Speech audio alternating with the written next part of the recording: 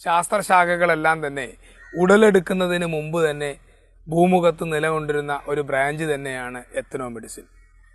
എത്നോ medicine ജനങ്ങളുടെ പാരമ്പര്യമായി നിലനിന്നിരുന്ന സസ്യ അറിവുകളെ, രോഗങ്ങളെ പ്രതിരോധിക്കുവാനായി നമുക്ക് പ്രയോജനപ്പെടുത്തുന്ന ഒരു ശാസ്ത്രശാഖയായി തന്നെ ഇന്ന് വളർന്നു കഴിഞ്ഞു. ഈ ശാസ്ത്രശാഖയെ പരിപോഷിപ്പിക്കേണ്ടത് ഇന്ന് കാലഘട്ടത്തിൻ്റെ ആവശ്യകത തന്നെയാണ്. നമ്മുടെ ഇന്ത്യയിൽ മാത്രമാണ് ഇതിനല്പം പ്രസക്തി കുറവെങ്കിലും വിദേശ രാജ്യങ്ങൾ ഇതിന് വളരെയധികം സാധ്യതകൾ കൂടുതലാണ്. എത്നോ മെഡിസിൻ പ്രാക്ടീഷണേഴ്സ് അസോസിയേഷൻ എന്ന ഒരു വലിയ സംഘടന തന്നെ സൗത്ത് ആഫ്രിക്കയിൽ ഇന്ന് രൂപീകരിക്കപ്പെട്ടു കഴിഞ്ഞു. എന്നാൽ ഒരുപാട് റിസോഴ്സുകൾ ഉൾക്കൊള്ളുന്ന ഇന്ത്യ പോലെയുള്ള രാജ്യത്തിൽ ഇന്ന് ഇത് വളർന്നു വരേണ്ട ആവശ്യകത തന്നെയാണ്. നമുക്ക് ചുറ്റും ഒരുപാട് പ്ലാന്റുകളുണ്ട്. മറ്റു വിദേശ രാജ്യങ്ങളിൽ നിന്ന് ഇന്ത്യയിലേക്ക് മൈഗ്രേറ്റ് ചെയ്യുന്ന ഈ പ്ലാന്റുകൾ നമ്മളുടെ ശാരീരികമായ പ്രവർത്തനങ്ങളെ പോഷണം ചെയ്യുന്നതിനും ധാതു ലവണങ്ങളുടെയും വൈറ്റമിനുകളുടെയും എല്ലാം സ്രോതസ്സുകളെ നിലനിർത്തുവാൻ ആവശ്യമായവ നമുക്ക് ചുറ്റുപാടിലുമുണ്ട്. ആദ്യകാലങ്ങളിൽ നമ്മുടെ ചുറ്റുപാടുകളിൽ നിന്നുള്ള ചെടികളെയെല്ലാം തന്നെ ഭക്ഷണത്തിന്റെ ഒരു സ്രോതസ്സായി ഉപയോഗപ്പെടുത്തി ഭക്ഷണങ്ങൾ നിർമ്മിച്ച് ആരോഗ്യപ്രദമായ ഒരു ജീവിതമായിരുന്നു നയിച്ചു പോയിരുന്നത്. ആദ്യകാലത്ത് കേരളത്തിലുള്ള ആളുകൾ കഞ്ഞി കുടിക്കാൻ ഉപയോഗിച്ചിരുന്നത് ഇന്നത്തേതുപോലെ സ്പൂണുകളൊന്നും ആയിരുന്നില്ല, സ്റ്റീൽ സ്പൂൺ ആയിരുന്നില്ല. അന്ന് അവർ ഉപയോഗിച്ചിരുന്നത് പഴുത്ത പ്ലാവില കൊണ്ടായിരുന്നു.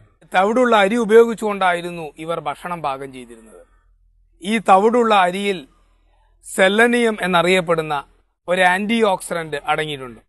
പാചകം ചെയ്യാൻ ഉപയോഗിച്ചിരുന്നത് ചിരട്ട കൈലുകളായിരുന്നു. ഈ ചിരട്ട കൈലുകളിൽ ഫ്ലവനോയിഡ് എന്ന് പറയുന്ന ഒരു ഫൈറ്റോ കെമിക്കൽ ആന്റി ഓക്സിഡന്റ് ഉണ്ട്. അതുപോലെ തന്നെ പ്ലാവിന്റെ തടിയിലും ഫ്ലവനോയിഡ് എന്ന് പറയുന്ന ആന്റി ഓക്സിഡന്റ് ഉണ്ട്. കാഡ്മിയം പ്ലേറ്റഡ് സ്റ്റീലും നിക്കൽ പ്ലേറ്റഡ് സ്റ്റീലിലും ഭക്ഷണം പാകം ചെയ്യുമ്പോൾ നാം വിളിച്ചു വരുത്തുന്ന മാരകമായ രോഗങ്ങളെയാണ്.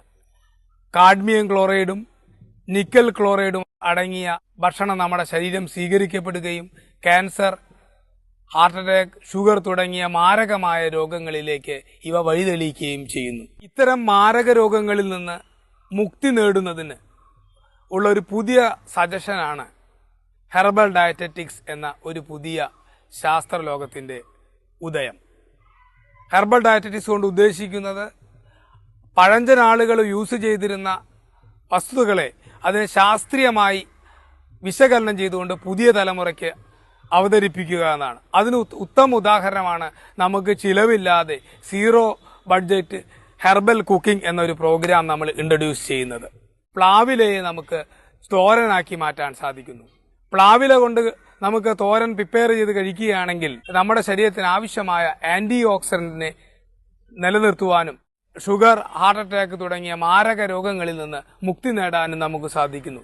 പ്രകൃതിയെ അനുഗുണമായ രീതിയിൽ നാം ഉപയോഗപ്പെടുത്തുകയാണെങ്കിൽ നമുക്ക് വരും തലമുറയ്ക്ക് മാരകമായ നമ്മൾ ഇന്ന് പറയുന്ന ലൈഫ് സ്റ്റൈൽ ഡിസീസസ് ആയ പ്രമേഹം, ഷുഗർ, ക്യാൻസർ തുടങ്ങിയ മാരകമായ രോഗങ്ങളിൽ നിന്ന് നമുക്ക് ഈ വരും തലമുറയെ മുക്തമാക്കാൻ സാധിക്കും. കളയെന്നു കരുതി കളയരുത്, കളിവാക്കല്ല കളവല്ല, കളകളിലുമുണ്ട് മാണിക്യം.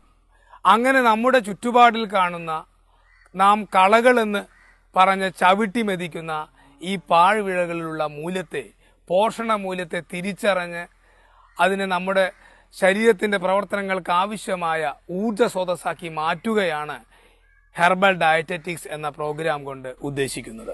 നീ കഴിക്കുന്ന ഭക്ഷണം തന്നെയാണ് നിന്റെ ഔഷധം എന്ന ഹിപ്പോക്രാറ്റിക്സിന്റെ വാക്യത്തെ സ്വായത്തമാക്കിക്കൊണ്ട് നമുക്ക് ഈ സംസ്കാരത്തെ പിൻപറ്റാം.